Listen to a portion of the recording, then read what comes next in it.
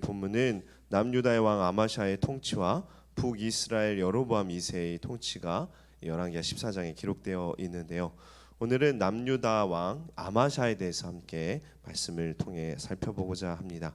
아마샤는 요아스의 아들로 약 29년간 남유다를 통치했는데요.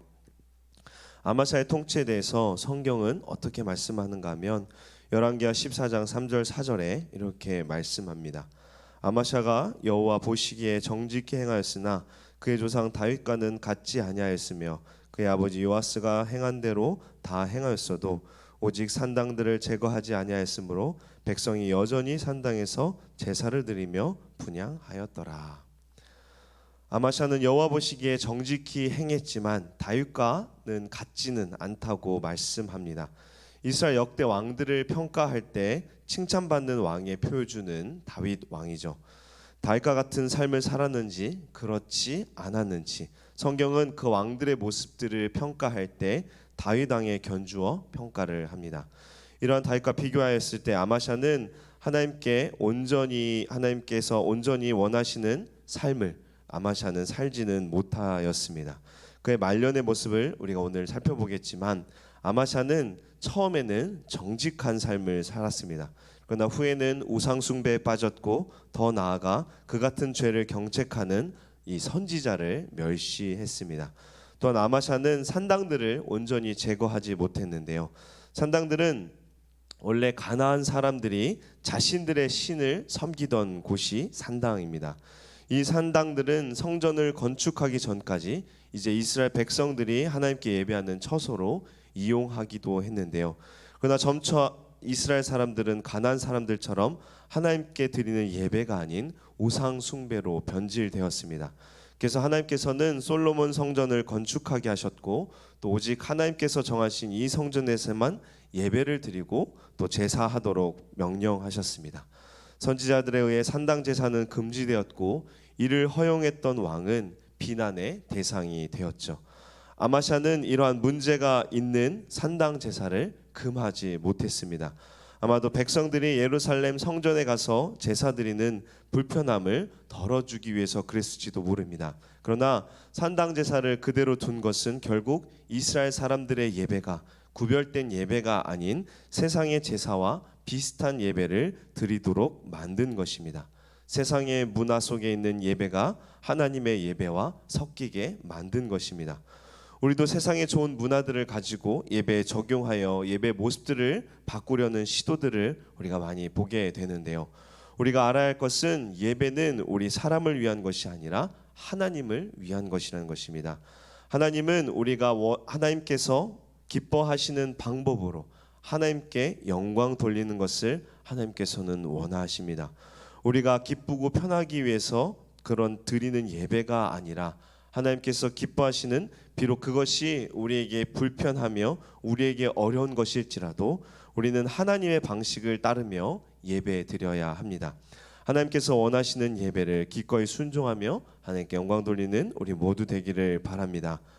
아마샤의 아버지 요아스는 신하들의 손에 죽었습니다. 이 끔찍한 사건을 아들인 아마샤가 과연 가만히 있을 수 있을까요? 신복들은 물론이고 그들의 온 가족들을 죽이고 싶었을 것입니다. 그러나 아마샤는 아버지를 죽인 신하들만을 처형하고 그의 자녀들을 죽이지 않았다고 6절 3절에 말씀하는데요. 그런데 아마샤 왕이 그렇게 한 이유가 무엇일까요?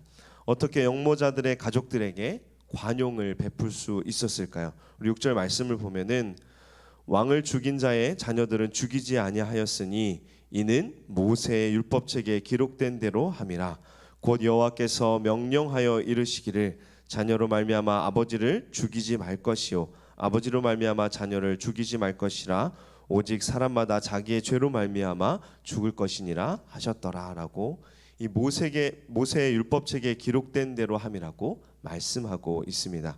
아마샤는 자기의 마음대로 정치를 하는 것이 아니라 모세의 율법책, 즉 하나님의 말씀대로 행했던 것입니다.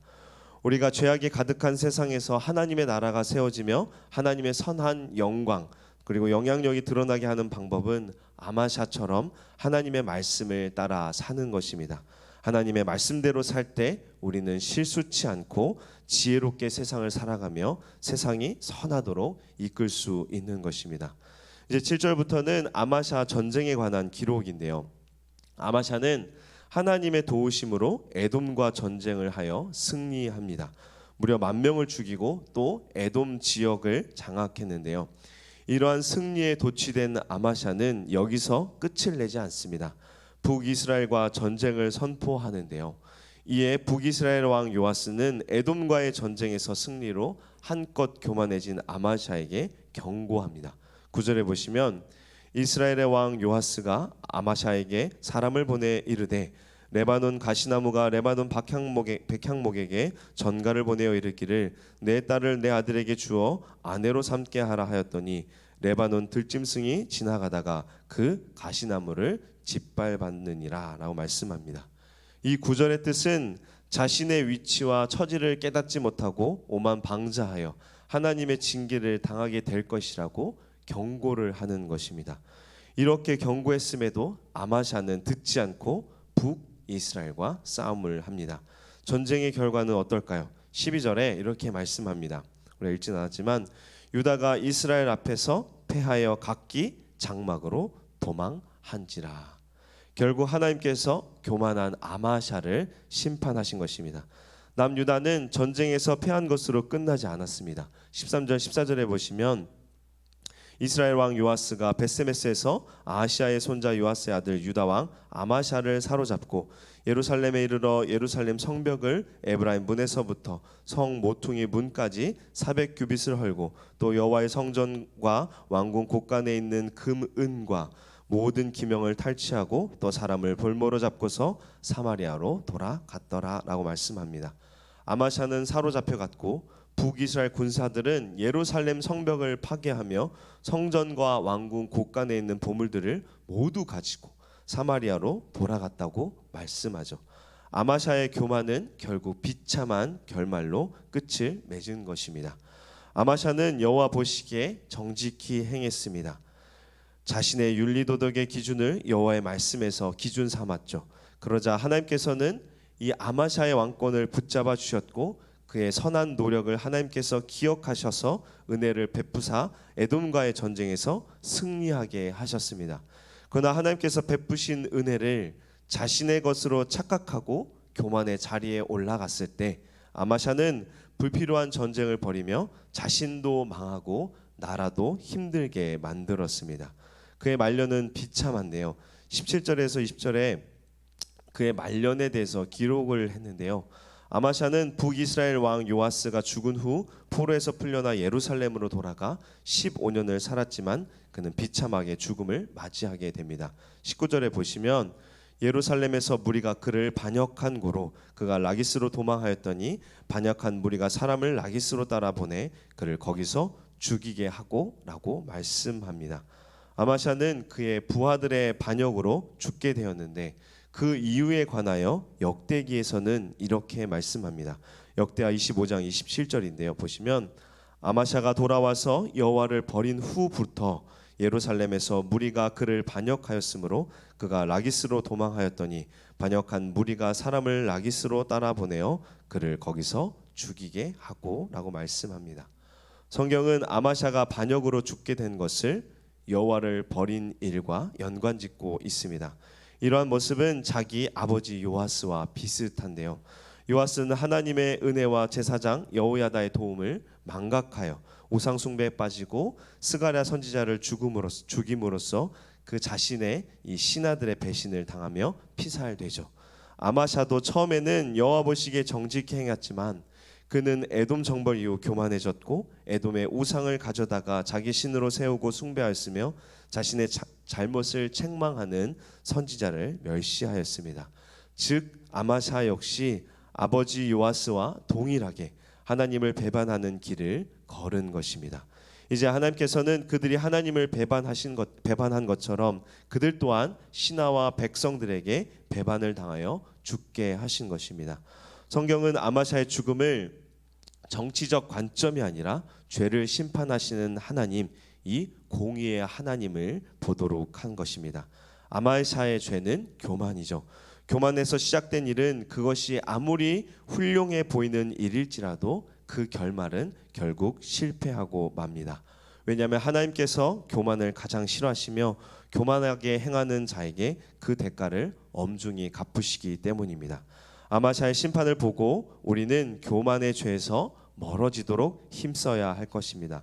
잠언 16장 18절에 교만은 패만의 선봉이요 거만한 마음은 넘어짐의 앞잡이니라 라고 말씀합니다. 교만은 하나님을 인정하지 않고 내가 그 자리에 서서 모든 것을 주관하겠다는 것입니다. 하나님의 통치를 거절하겠다는 것이죠. 이러한 삶은 하나님께서 반드시 벌하십니다. 이스라엘의 왕들을 보시면 교만한 왕들의 결말은 다 비참합니다. 우리는 이러한 사실을 반드시 기억해야 합니다. 하나님께서는 우리를 사랑하셔서 구원의 은혜를 베푸시고 또 하나님의 은혜 안에 살아가도록 복내려 주셨습니다. 지금 우리의 삶을 돌아보면 어떻습니까? 모든 것이 다 하나님의 은혜이죠. 하나님의 손길이 닿지 않는 것이 전혀 없습니다. 하나님의 은혜와 돌보심이 아니었다면 우리가 지금 이렇게 숨을 쉬며 하나님 앞에 나와 말씀을 들으며 어찌 기도하겠습니까? 이 모든 것은 우리에게 주신 모든 것은 다 우리의 능력이 아닌 하나님의 은혜입니다. 그런데도 때로 우리는 하나님을 망각하고 하나님의 자리에 우리가 올라가서 우리의 욕심을 채우려고 할 때가 있지는 않습니까? 우리는 말씀에 비추어 우리 자신을 날마다 점검해야 합니다. 그래서 은혜를 베푸신 하나님을 우리는 날마다 기억하며 우리에게 주신 말씀으로 우리가 무장하여 겸손히 하나님의 뜻에 순종함으로 하나님께서 기뻐하시는 온유와 겸손의 삶을 사는 우리 모두 되기를 주님의 이름으로 축원합니다. 함께 기도하겠습니다. 은혜의 주님, 기도의 자리에 우리를 불러주시고 주의 말씀을 통하여 우리의 모습을 돌아보며 하나님의 은혜를 기억하게 하여 주시니 참으로 감사드립니다. 날마다 우리의 마음을 지키며 교만이 우리를 잠식하지 않도록 주의 말씀과 기도로 우리를 성숙한 그리스도인으로 성장하여 주님께서 칭찬하시는 참 제자가 되도록 참된 거룩한 주의 백성 되도록 선하게 인도하여 주시옵소서. 감사드리며 우리를 죄에서 구원하신 예수 그리스도 이름으로 기도합니다. 아멘.